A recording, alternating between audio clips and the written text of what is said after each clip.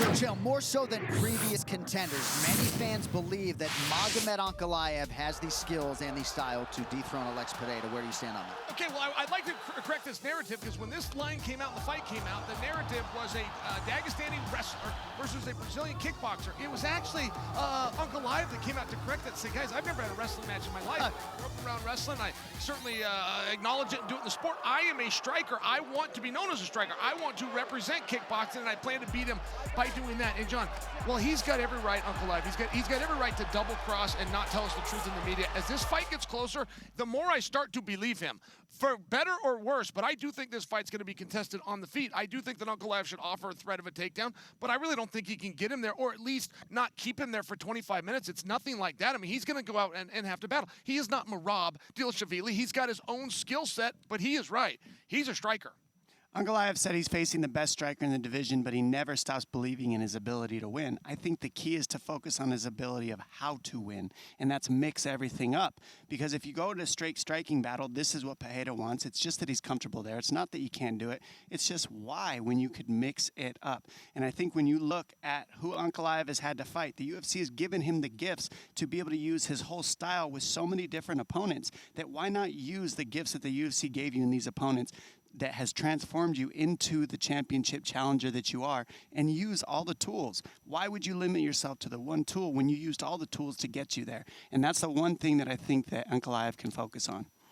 Ankalaev is a lifer in terms of the grappling and the amateur mixed martial arts experience. Skill for skill, you may argue that he is a better mixed martial arts athlete in totality than Alex Poatan Pereira, right? But in this particular matchup, right, I do agree with Chael that people are going to great lengths to position him as maybe a stylistic fighter that he is not. So in terms of the martial arts that we see, Dom, what are you expecting? That he'll just instinctively mix it up, or going to be chain wrestling all night?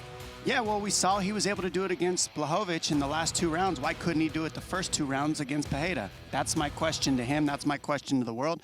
52% strike accuracy versus 63% of Pereira. That's a big difference in pure striking. If you throw some takedowns in it, how much do those percentages change? And how much do you get Pereira to not throw the same punch strikes or the same type of strikes if you start threatening takedowns? Yeah. Does it make Ankalaev striking better? I say so. And also historically, to the idea that grapplers have done better against strikers than the other way around. Those grapplers had something else in common, which is they were all in better shape than the strikers. I don't believe that's the case here. I believe if one of these two guys can weaponize pace, it's Pereira. I believe if you just go look at their past fights, Pereira, tell me the last time he lost a 4th round. Tell me the last time he lost a 5th round. I think you're going to be real stuck. Meanwhile, Blachowicz, Ankalaev started to even out a little bit through the contest, and I just share with you that the conditioning, in my opinion, which is going to separate this contest, is actually in favor of Pereira. Very interesting. And maybe unlike Yuri Prochazka and Jamal Hill past foes, that Magomed Ankalaev doesn't necessarily have that death touch power that Pereira would have to look out for. To touch on what Chael said, I think it's really a matter of where the fight takes place more. If it takes place more in the grappling, I give the edge of cardio to Ankalaev. I think he has more hours in that realm. And if the fight stays on the feet, which it generally does, I give the edge in cardio to Pereira, the way that Chael said. It just depends on where they spend more time. All right, back here on UFC Live, and big things in the co-main event at UFC 313. Just to the highlight, Gaethje in a rematch with Rafael Fiziev. 2 of the most exciting fighters at 155 pounds getting set to run it back. They met for the first time in 2023. Chael, Sonnen, I don't have to tell you how epic it was, but the judges' scorecards that night were all over the place. We'll see how the rematch goes here Saturday. The word fighter has been corrupted over my lifetime, guys. Now it's about the punches and the kicks. Can you dish them? Can you take them? That's called aggression. A fighter is somebody that gets up when it's hard. It's somebody that finds a positive attitude in spite of what be going around. When Fiziev came out and he called this a miracle, when he called this a blessing to get a short notice fight, any other guy would have told the story, feather in a nest for a potential fall. He looked at it completely different. He's even the favorite. I think it's his attitude. And by the way, there's already one fight done. It's the mental battle, and Fiziev won.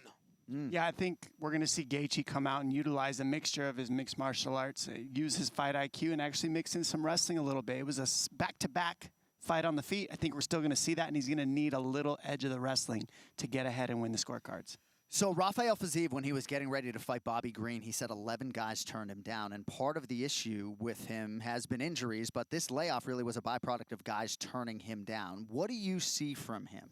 Whether it's the combination of speed and power, what makes him so special and seemingly such a threat to the rest of the top 15 at 55? Glad you asked. Accidentally caught his private workout the other day. He came into the Apex where we were training the Ultimate Fighter team. When I watched him, I even went and got my own coach, Clay. I said, what is he doing? Because everything he did was at the very end of the punches. And I'm not talking about jabs and straights. I'm talking about his uppercuts were way out here. His hooks, and he was generating power, but it was all way out here. I've never noticed that about him fighting. Yeah. And I just bring to you, listen, Justin Gaethje will hurt you. Justin Gaethje will destroy you. But he's got to get to you. He's got to touch you.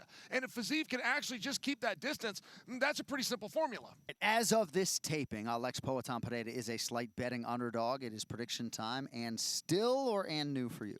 And still, and there's some home cooking. Listen, I just happened to be in the gym. I caught a couple of workouts by him. I watched him spar 5 rounds earlier this week. All the narratives that he isn't focused or that he's not in shape or that he's not with his team, none of which are true. Even the narrative going around about how big he is and what a hard time it is for him to make weight, just simply not true. This guy's as focused as I've ever seen him. I got to take Alex Pereira. I'm going to go with Ankalaev. I think he mixes in the grappling, the fight IQ, the wrestling. He's got a great shot with his head on the left-hand side of the body. And I think that we're going to see him drop down back to 85 to challenge after he gets a loss to Ankalaev. Something tells me that's what's going to push.